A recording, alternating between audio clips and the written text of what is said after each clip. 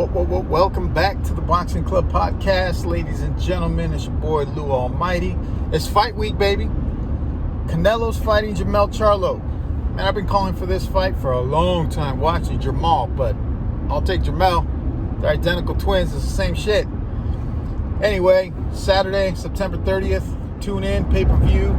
Canelo's first fight on the PBC deal, and Jermell's first fight outside of his weight class. So if you don't know, he's one of two identical twins. Jermell, of course. Both guys were simultaneous champions at 54. The other brother has jumped up to 160, and he's a champion there. So they're champions in their respective weight classes. But Jermell is undisputed, meaning he holds all the belts at 154. No one can fuck with him at that weight. So he's the king at 154. That weight class is his. And he's earned it the hard way.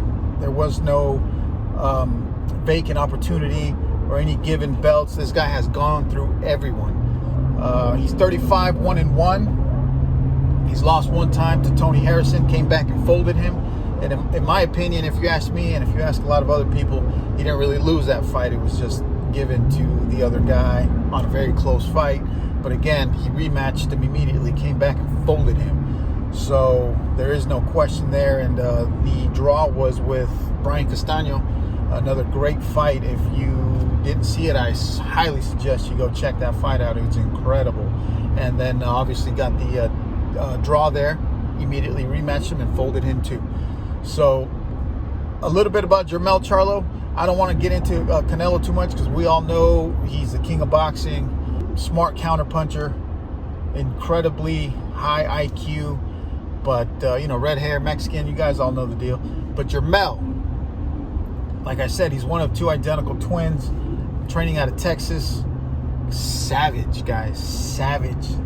A lot of people are not really in tune to who he is, just for the simple fact that he has annihilated a lot of up-and-coming boxers that were supposed to be stars in his early career, like Erickson Lubin and all those guys. And him and his brother ran through all these guys, so you never got to hear of Erickson Lubin as a big star, or J. Rock Williams, or all these other guys. Vanes Martosian was another one that were being built up, and they ran into one of these two twins and just got folded. These guys they've made highlights of them. Crazy knockouts. So to discount or count out Jermell Charlo against Canelo is a big discredit, and not just because he's a big puncher, but these guys are very, very good fighters. Great fundamentals. Jermell in particular is a dog. I mean, the guy is not only well-rounded, but he's a powerful puncher. He can box real well. Good lateral movement, but you can't get him out of there. You cannot get him out of there. The guy will fight tooth and nail to the end. So, in my opinion, that poses a threat for Canelo, being that Canelo is a smart IQ counterpuncher. It's no secret that Canelo has conditioning issues. His body it's not that he doesn't train, it's his body just doesn't have that kind of gas tank for, sixth gear, 12 rounds. But Jermell Charlo, the guy will take 1 or 2 rounds to figure out your distance and see what kind of pop you have, and he just imposes his will on you, imposes his skill, and he gets better and stronger and more confident towards the later rounds, and that is dangerous for Canelo. And he also possesses the type of power that will not only keep Canelo honest, but it can definitely hurt him. The only thing that a lot of people are, the big thing actually that people are putting into this fight is the weight difference. Canelo fights at 68 comfortably.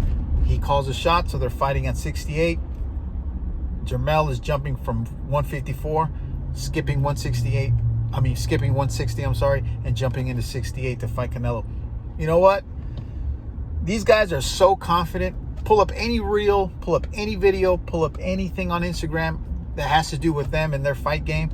They ooze confidence. They know what they possess in terms of skill and talent, and they have the mentality of a champion, both of them. Jermell if you really pay attention to this whole presser, he's looking at Canelo just as another opponent, and he should. He definitely should. A lot of people get that. A lot of boxers get that impression of, I'm fighting Canelo on a huge stage. Oh my God, they overthink it. They overtrain, maybe, who knows.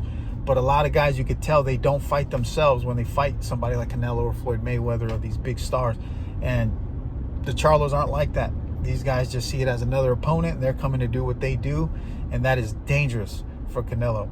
So as of late, you can find a couple of big name trainers. Roy Jones is one of them. Latest is Freddie Roach. Freddie Roach himself has said, don't be surprised if you see that upset this Saturday with Jermell possibly stopping Canelo. And I'm a big fan of Canelo, but I'm a big fan of the Charlos as well. If you know me, I'm a huge fan of them Charlos. And I say the same thing, man. Don't be surprised if you catch an upset, because he does have the tools and the grit to do it. All in all, it's going to be a great fight, though. So make sure you tune in and catch that. I want to know who you guys got. So comment down below. Let me know. Lou Almighty, Boxing Club Podcast. Gotcha.